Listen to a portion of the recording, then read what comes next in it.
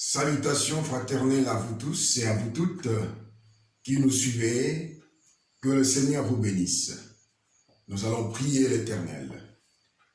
Éternel notre Dieu, nous avons le plaisir de nous rapprocher de toi et de partager l'excellente parole de ces moments. Daigne nous conduire par ton Esprit Saint et que toute la gloire te revienne au nom de Jésus-Christ. Amen. Bien-aimés dans le Seigneur, chers frères et sœurs qui nous suivent sur YouTube, que le Seigneur Dieu Tout-Puissant vous bénisse au nom de Jésus. Dieu nous a mis à cœur de partager avec vous le sujet intitulé « L'amour, une grande richesse et une puissance ignorée ». L'amour, une grande richesse et une puissance ignorée. Dès l'entrée du jeu, quand nous lisons dans Osée 4, verset 6, il est écrit « Mon peuple périt faute de connaissance ».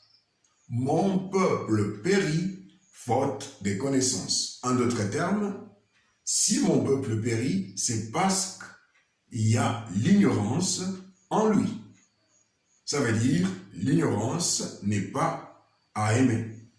Nous devons haïr l'ignorance. Il ne faut pas que nous donnions à l'ignorance le droit de citer dans nos vies. Vous remarquerez que l'amour est ignoré comme étant une grande richesse, mais également ignoré comme étant une puissance. C'est ce que nous voulons voir maintenant.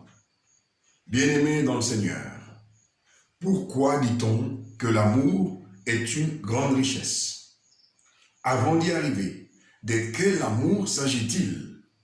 Toutes les fois que nous lisons dans le Nouveau Testament que nous devons nous aimer, que Dieu nous a aimés, il s'agit de l'agapé.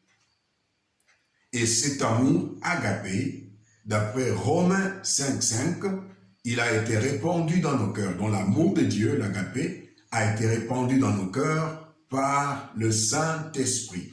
Ça veut dire, c'est un amour de Dieu.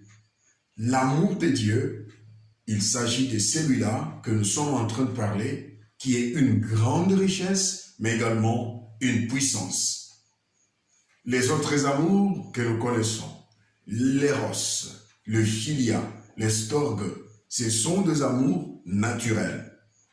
Qu'on croie ou non, qu'on reçoive Jésus ou non, on a l'éros, on a le philia, on a les storges.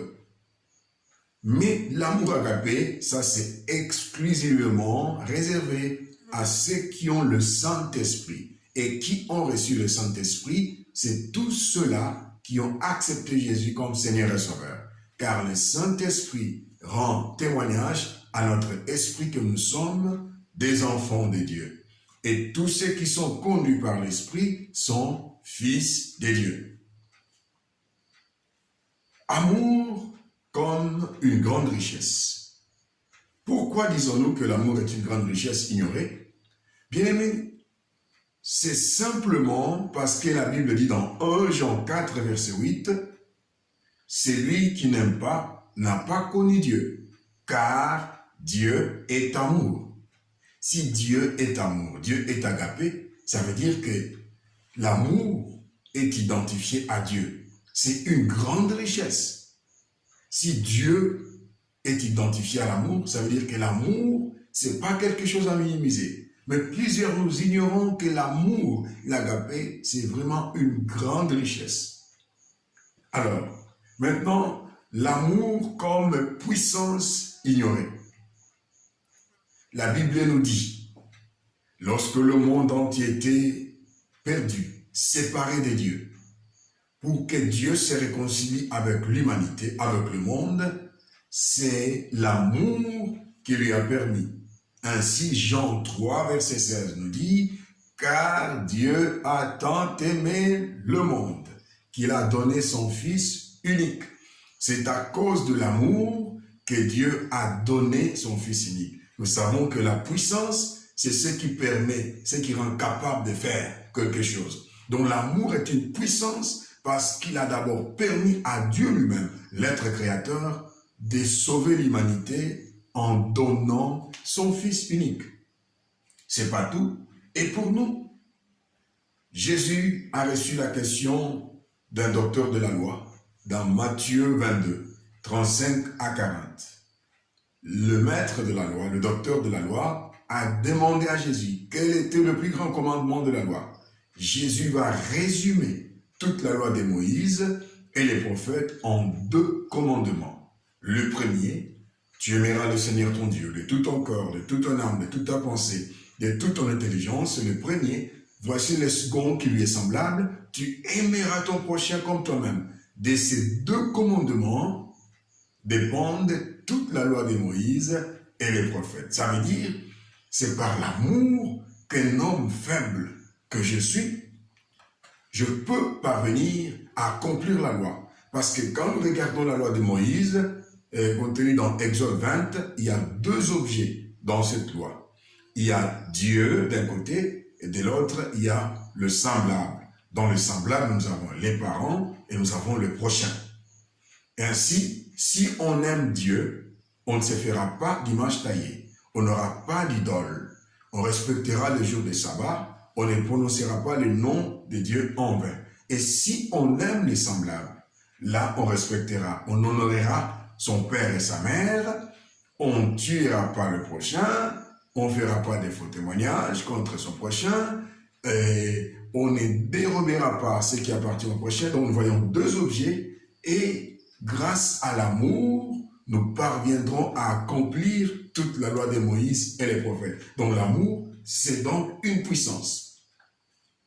Alors, qu'est-ce que aimer selon la parole de Dieu? Là, je vous convie à lire avec moi 1 Corinthiens, chapitre 13, versets 4 à 7. Aimer, c'est quoi selon la parole de Dieu? 1 Corinthiens, chapitre 13, versets 4 à 7. Aimer, c'est quoi? Alors, nous allons nous évaluer pour savoir si nous aimons ou non. Il est dit, l'amour est patient. En d'autres termes, celui qui prétend aimer selon la parole de Dieu doit être patient. L'amour est plein de bonté. Celui qui dit aimer l'autre doit faire preuve de bonté envers l'autre. L'amour n'est pas envieux. Celui qui prétend aimer l'autre ne peut pas porter envie sur lui. L'amour ne se vante point. Quelqu'un qui dit posséder l'amour ne peut pas vivre dans la vantardise. L'amour ne s'enfle point d'orgueil. Celui qui prétend aimer aussi ne peut pas être un orgueilleux. Donc aimer, selon la parole de Dieu, c'est le fait de ne pas être orgueilleux. Et l'amour ne fait rien de malhonnête. Quand tu dis aimer quelqu'un et tu n'es pas honnête envers cette personne, d'après la parole de Dieu, ce n'est pas normal. Tu ne l'aimes pas. La malhonnêteté est en contradiction avec l'amour. L'amour ne fait rien de malhonnête. L'amour ne cherche point son intérêt, l'égoïsme. Dans l'amour, on cherche l'intérêt des autres, c'est-à-dire vouloir du bien pour les autres.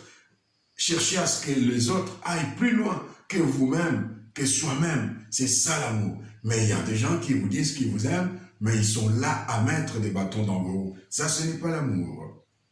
Et c'est pas tout. Et l'amour ne s'irrite point. L'amour ne soupçonne point de mal.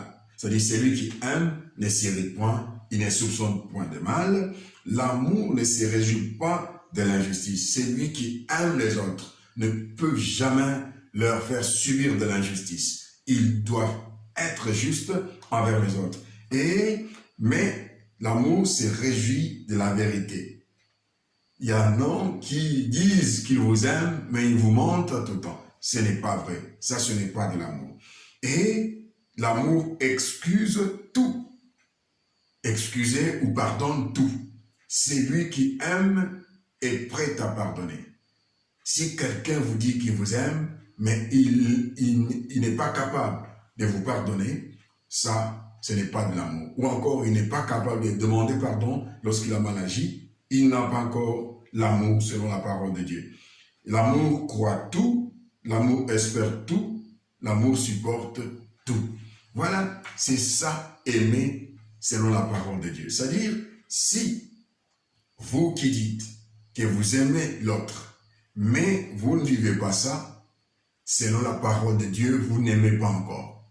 L'agapé, c'est l'amour véritable. Nous avons vu que l'amour, c'est une grande richesse parce que Dieu est amour. Parce que Dieu s'identifie à l'amour. Mais l'amour, c'est également une puissance. Il a permis à Dieu de sauver l'humanité, car Dieu a tant aimé le monde, c'est ainsi qu'il a donné son Fils unique. Si nous avons réellement l'amour, il nous rendra capables de poser des actes dignes de ce nom, ce monde sera transformé et nous nous ferons toujours du bien. Grâce à l'amour, on peut accomplir la loi. La loi vis-à-vis de Dieu, mais vis-à-vis également de son prochain. Bien-aimés dans le Seigneur, l'amour est une grande puissance, mais également l'amour est une grande richesse. Que le Seigneur bénisse sa parole. Au nom de Jésus, Amen. Que Dieu vous bénisse.